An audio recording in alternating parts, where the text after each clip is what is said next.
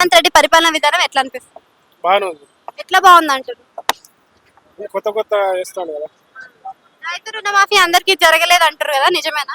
ప్రయత్నం చేస్తారు. ఇప్పుడు ఫస్ట్ కదా, ప్రయత్నం చేస్తారు. మరి ఈ ప్రభుత్వంలో అయినా యువతకి ఉద్యోగాలు వచ్చే అవకాశం ఉందంటారా? వచ్చే అవకాశాలు ఉన్నాయి అనుకుంటాను. ఎందుకంటే రేవంత్ రెడ్డి మాట తప్పుతలేడు. ఆయన ప్రతి అన్న మాట కొంచెం తాపత్రయపడతాడు. దానికోసం ప్రజలకు మేలు చేసేందుకే ఉన్నదని అనుకుంటాను ప్రభుత్వం. అంటే మాట చెప్తలేడు అని అన్నారు. మరి మహిళలకు 2500 ఇస్తా అన్నాడు, మరి నెల నెల మరి అది ఇస్తలేడు కదా.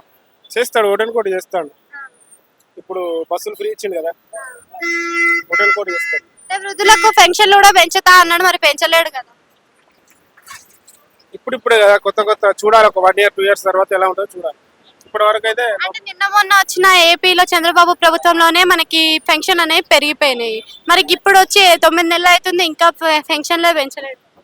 చూడాలి. మాకు కొంచెం రేవంత్ రెడ్డి కొంచెం డిఫరెంట్ గా చేస్తాడు కావచ్చు అనిపిస్తుంది. చూడాలి. హైడ్రా సిస్టమ్ ఎలా అనిపిస్తుంది? హైడ్రా చూడాలి. అంటే హైదరాబాద్ కి సంబంధించి బార్డర్స్ చెరువులు కబ్జా అయినాయి అన్నారు కదా, కొంచెం మంచిది అనుకున్నాను హైడ్రా వచ్చింది.